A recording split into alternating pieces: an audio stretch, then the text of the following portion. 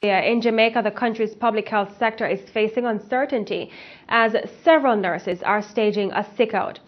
Several hospitals are reportedly operating with a skeleton staff as nurses were a no-show on Tuesday. Some of the country's hospitals are now discharging patients who are well enough to go home, while others are only accepting emergency cases. Here's more from CEEN Caribbean News' Tanika Thomas.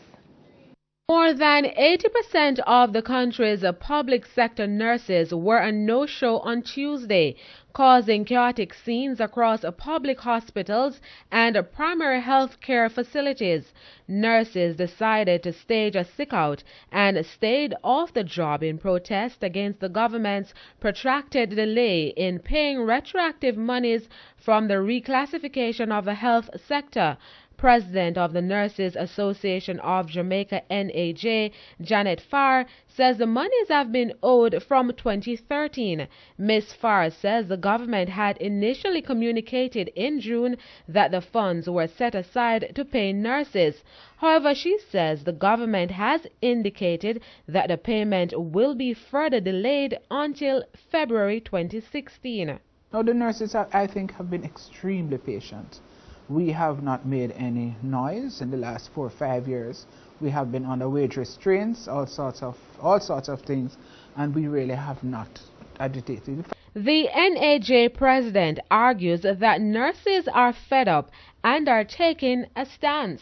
The action staged by the nurses almost crippled the public health sector on Tuesday. Patients well enough to be discharged were sent home, and the hospitals worst affected by the shortage of nurses only accepted emergency cases. The sick-out action staged by nurses today have impacted healthcare across the country's major public healthcare facilities. Now, 2 of the country's most busiest hospitals, the Victoria Jubilee and the Kingston Public Hospitals, were among those that were affected. Meanwhile, at the University of the West Indies Hospital in St. Andrew, approximately 90% of the nurses scheduled for the afternoon shift did not turn up for work. The Bustamante Children's Hospital was also affected. Corner Regional, 1 nurse on each ward.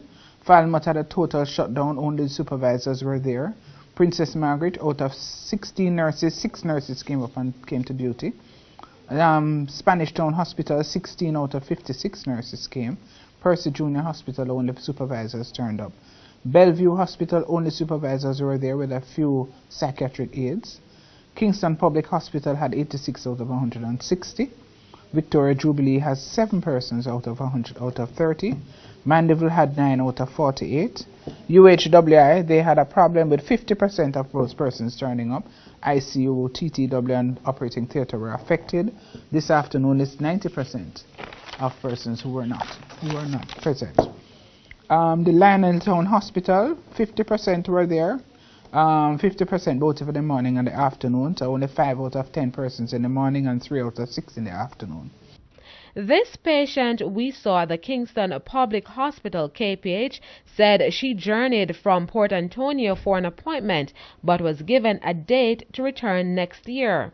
I came here this morning and heard that the doctors them are on go slow because they don't get as much money, and when I do in a long line and wait, they said I have to come back the 10th of March 2016.